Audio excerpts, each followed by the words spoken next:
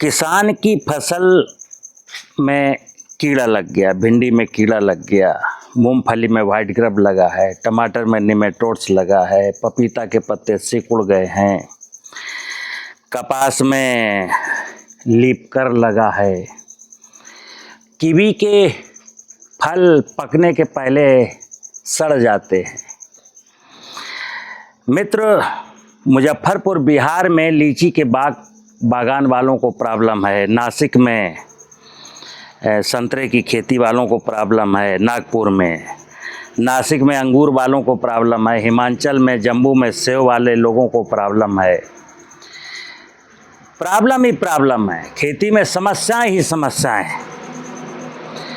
और मेरे कई प्राकृतिक खेती के ग्रुप चलते हैं, उसमें मैं प्राकृतिक खेती के बारे में लोगों को बताता हूँ। करीब 3000-4000 लोग व्हाट्सएप ग्रुप से जुड़े हैं।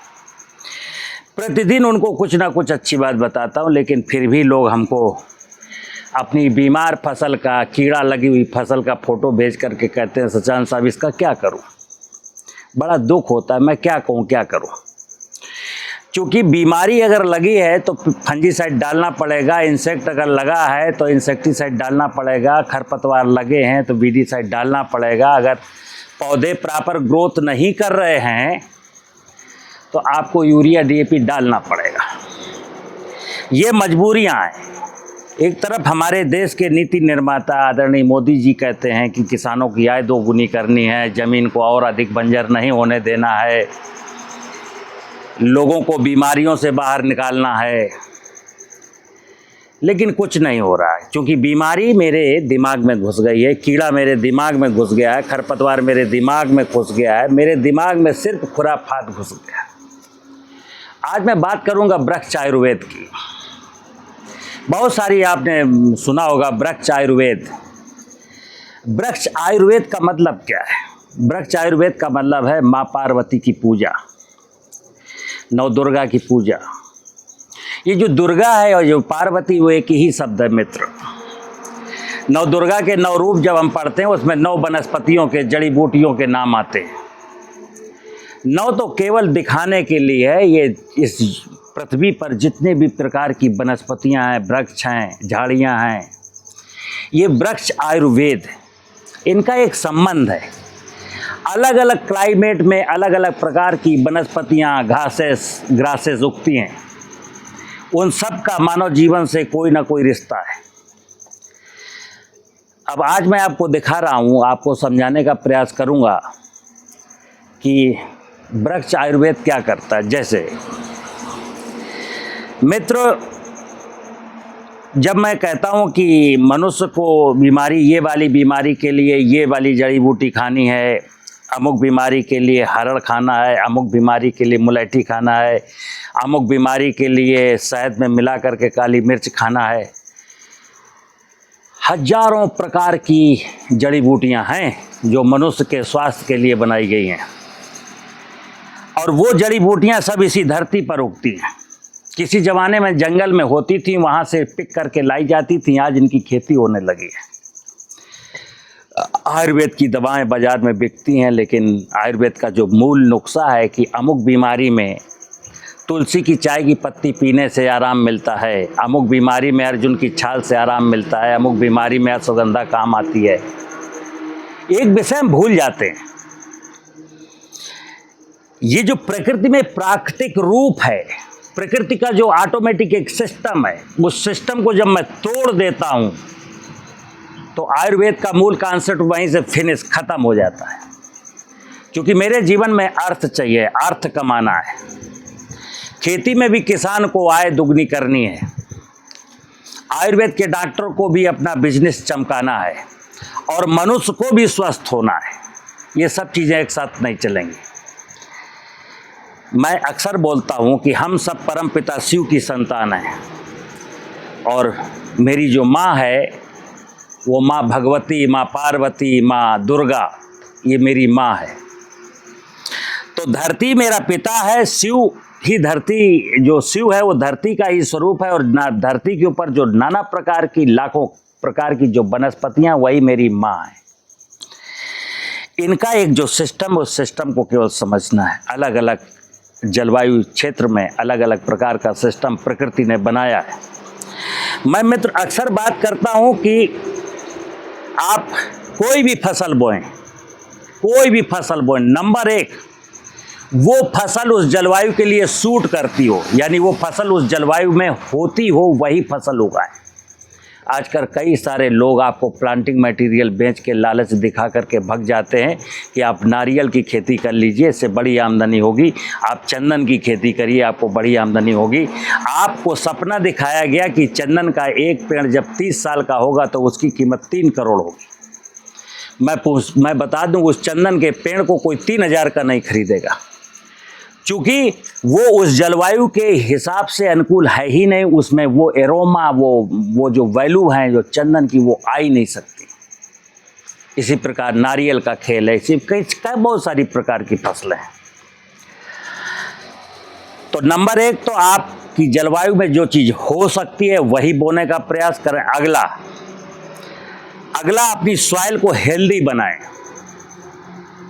धरती माता जितनी संपन्न होगी, और धरती से बड़ी कोई इंडस्ट्री नहीं है।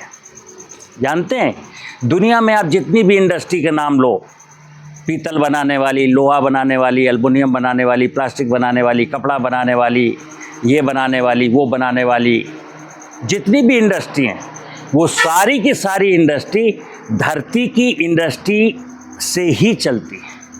अब धरती अपना ये जो भगवान की जो इंडस्ट्री, वो कितनी बड़ी इंडस्ट्री है, और उस इंडस्ट्री को अगर मैं संभाल दूँ, सही कर दूँ, तो मेरे सारी प्रकार की समस्याओं के समाधान हो जाएंगे।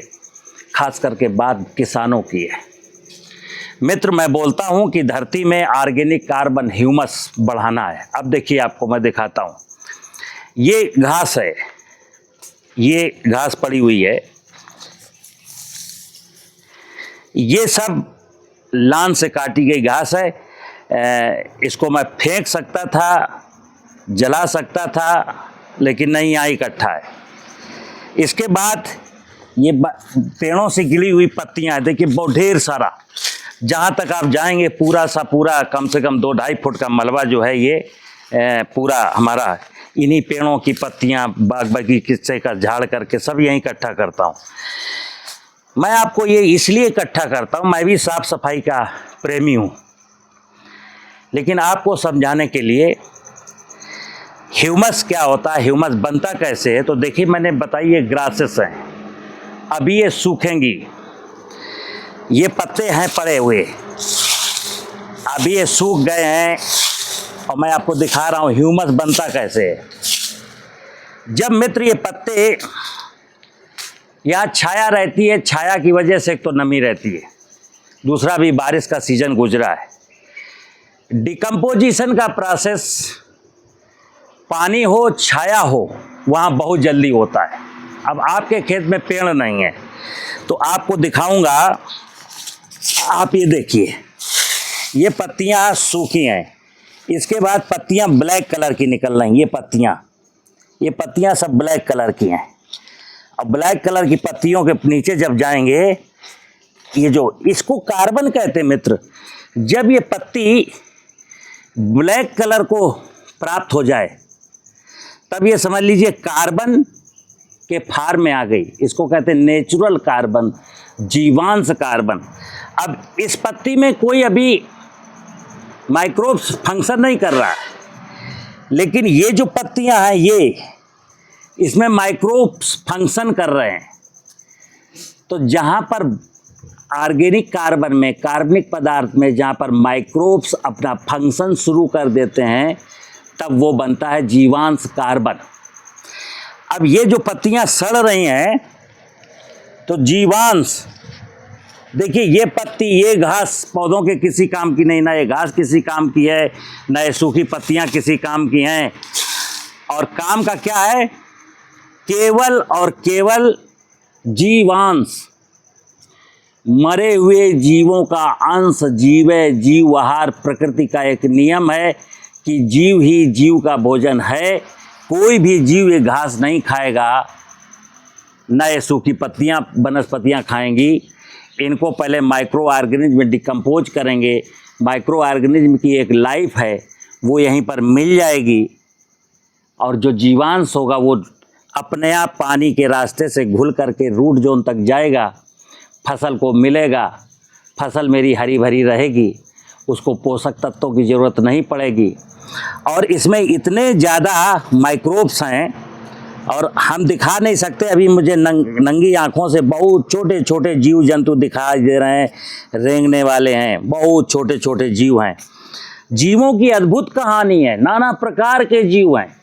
अभी तो हम लोगों ने 101,35,000 वन वनस्पतियों जीव जंतुओं को आइडेंटिफाइड कर पाया है, जबकि वेदों में कहा गया 84 लाख। इस धरती पर 84 लाख जीव जंतु वन वनस्पतियां हैं,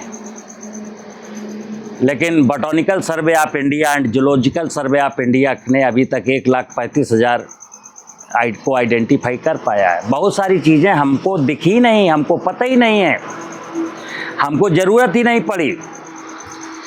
मित्र, जब हमारी सॉइल रिच हो जाती है, और सॉइल रिच होने के लिए मैंने कई बार बोला है, जो किसान अपने खेत की मेड़ पर पेड़, नाना प्रकार के पेड़ नहीं लगाएगा, और वो अगर प्राकृतिक खेती की कल्पना पाले हुए है, प्राकृतिक खेती का सपना देख रहा है कि मैं भी प्राकृतिक खेती करूंगा, तो वो कभी सफल ही नहीं होने वाला है।